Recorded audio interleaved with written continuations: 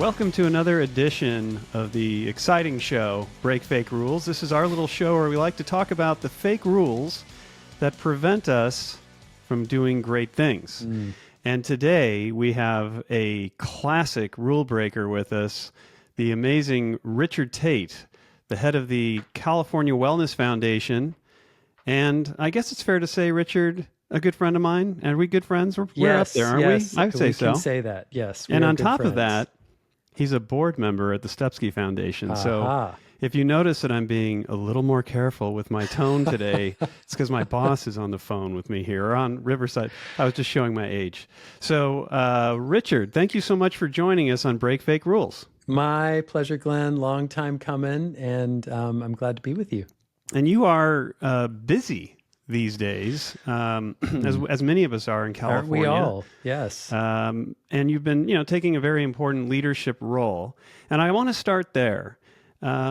We've had a few people on Break Fake Rules who have been experts or are experts on autocracy and on the silencing of society and how that can occur, and how it can occur especially when you're in a, moving into or in a regime that is very controlling over the population. And, you and I have talked about this. Many of us are talking about this in the sector, about speaking up, speaking out. When is it appropriate? When should you do it? And clearly, you have made a decision at the California Wellness Foundation, perhaps even you made it directly yourself, that your foundation would not be silent in these times. Can you tell us a little bit about that, why you broke what may have been kind of a fake rule that people were leaning into of being silent? What did it mean to you? Yeah, well, let's be real. It's been a journey the last 6 months. I think it's been both a professional choice to speak out, and it's been an institutional decision. And I'll walk you through it. I think part of my experience of the last 6 months is that the world has dramatically changed around us, and it's calling on each of us to think deeply about what fake rules we're following. We're watching rules be broken all around us. And in the face of all that, the question is, and so what are we going to do? I've had a lot of feelings about it along the way, and that's part of what has led me to the personal decision and the California Wellness Foundation's decision to be more vocal and visible. The good news is I didn't have to go it alone. I have a terrific team, and my comms director came to me and said, what do you want to do? Should we be speaking out right now? And I was watching my colleagues. There were folks in the field, Rich Besser at RWJF, who at the Robert Wood Johnson Foundation, who was quite vocal from the get-go about what he saw as the threats posed by the new administration. And my comms director, Mary Lou Fulton, said, if Rich is a 10, where are you in terms of speaking out? And I said, well, I'm a coachable 7.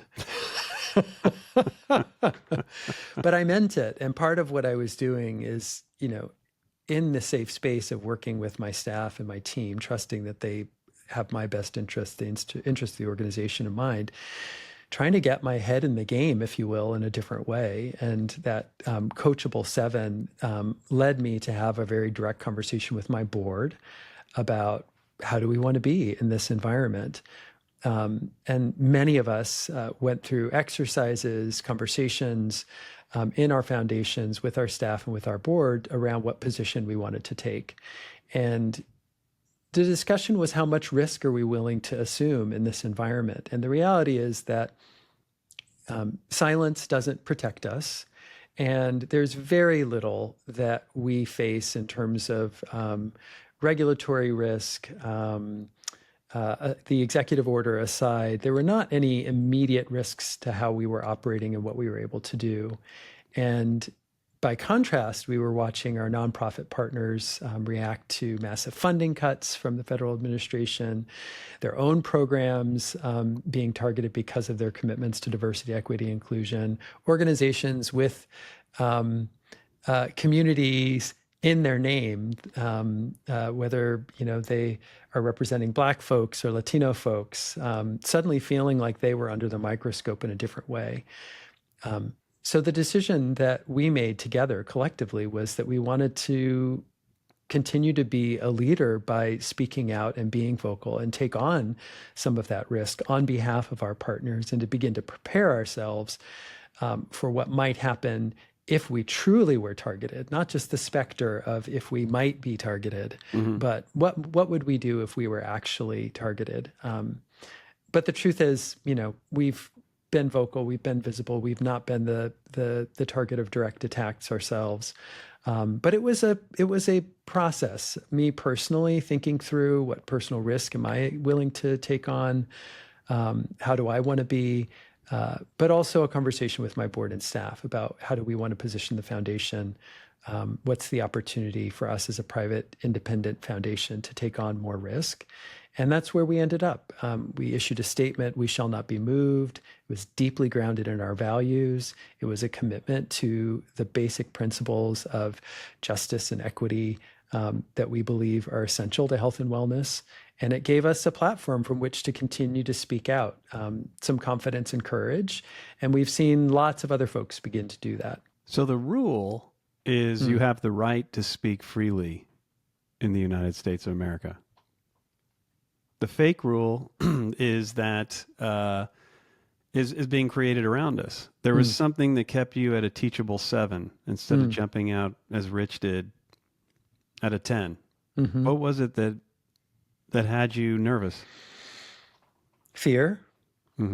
Of retaliation of some kind? Retaliation, and two parts: personal risk and risk to the institution. I mean, I'm just being real with you. Sure. I mean, that's suddenly, and that was not the math when I became president and CEO of this foundation, or at least it wasn't the math that I was doing. And that felt very real.